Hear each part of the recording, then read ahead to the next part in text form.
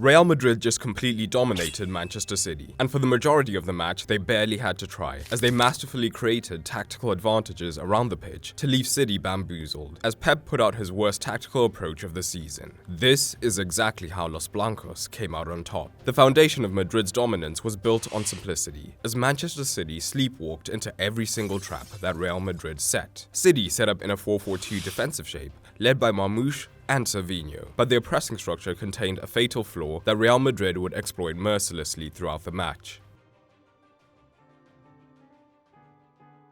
In deeper build-up phases, Madrid's centre-backs would get on the ball, splitting slightly wider and drawing Manchester City's front two of Marmoush and Savinho towards them. But here's where the first cracks appeared in City's approach, as Madrid were able to take advantage of City's man-oriented nature in the midfield. Both forwards seemed to get caught between two minds, drawn to press the centre-backs, but simultaneously worried about Madrid's midfield pivot dropping deep, be it Tchouaméni or Ceballos. The hesitation ensured that Manchester City got the worst of both worlds. Not defense-minded enough to cut out the pivot and give the midfield some protection, but at the same time, not aggressive enough in the press to make the defenders' lives hell when they were in possession deep. The nail in the coffin for this approach was City's beloved high line. The golden rule when defending is that if you opt for a high line, this must be paired with high pressure on the ball. Why is that? Well, high line and no pressure on the ball means that the player on the ball has time and space, as well as a large surface area to play the pass into. And at the elite level, playing a pass under no pressure is not a problem, even for centre-backs. This created the perfect storm. Madrid's centre-backs had the time to pick out passes, while Vinicius and Mbappe had the pace and the space to exploit in behind. And that's exactly what we see for Mbappe's first. Asensio picks up the ball, and he's under no pressure, while City have that high line. This is compounded by the fact that Real Madrid have one of the quickest players in world football playing on the shoulder, meaning he was always going to get on the end of the pass. Finally, this is combined with Edison's trademark awful decision-making whenever a ball is played in behind, meaning that Real Madrid are able to go ahead quite easily.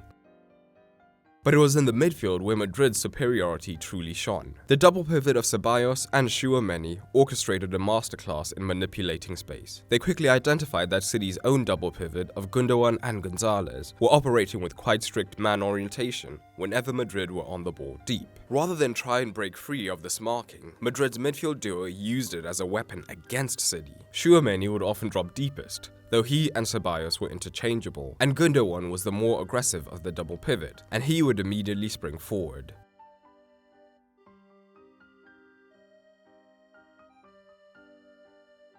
Can you spot the problem emerging right away? Well, Gonzalez became isolated as City's sole midfielder, creating vast spaces between City's lines that Madrid could exploit. At times, this was either through Vinicius dropping in from wide, but more likely, Mbappe was happy to drop in to pick up the ball from centre forward, and this often drew a centre-back right up the pitch, so he could then use his pace to exploit the space that had been created in the backline. And if it wasn't him exploiting the space, Vinicius was ready to push into that region himself.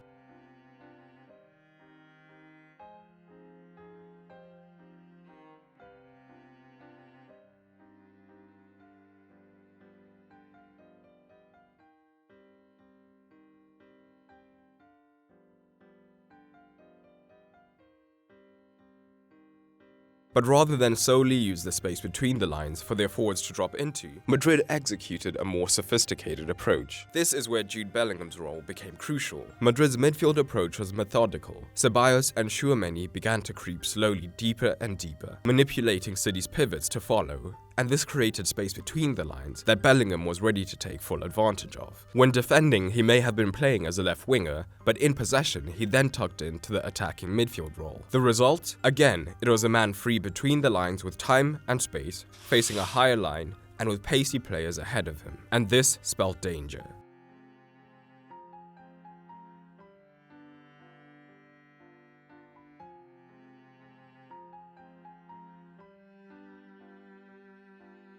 But what made this truly devastating wasn't just Bellingham's positioning, it was the fluidity of Madrid's entire midfield three. Take Tchouaméni for instance. He would often initiate the play by dropping deep, but Bellingham is also extremely comfortable in the deep zones, so he could move towards the ball as well. And either Gundogan or Gonzalez would then be drawn to the Englishman. Tchouaméni was always alert to these movements, and he would then burst into the space created between the lines so that he could be the man to receive in these sorts of positions.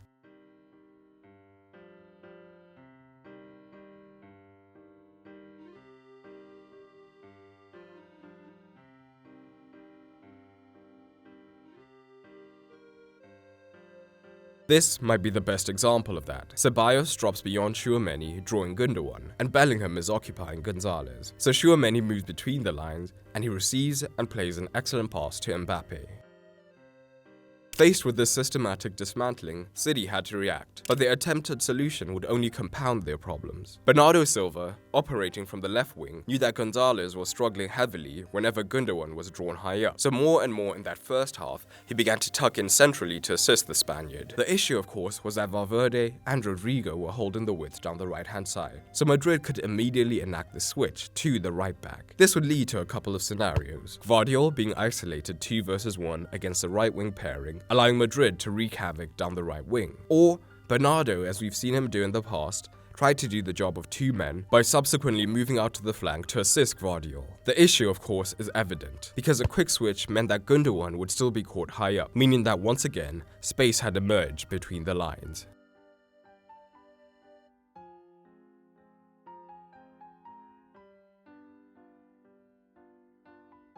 Was City ever punished for this? Certainly. In the 33rd minute, we see Gundogan tracking Tchouaméni as always, who has dropped deep. Ceballos and Vinicius have rotated, but the effect is the same, as Nico Gonzalez is drawn towards Vinicius, who's temporarily in Ceballos' role. Bernardo has tucked in onto Bellingham, but this frees up the switch. As Rodrigo receives, Bernardo is drawn wide, and Gundogan and Gonzalez have yet to recover. So Bellingham is free between the lines. He receives, and again, the City line is too high to deal with the speedsters, meaning that Vinicius is fouled, eventually allowing Mbappe to score. Perhaps the most damning aspect of this display was how predictable City's downfall became.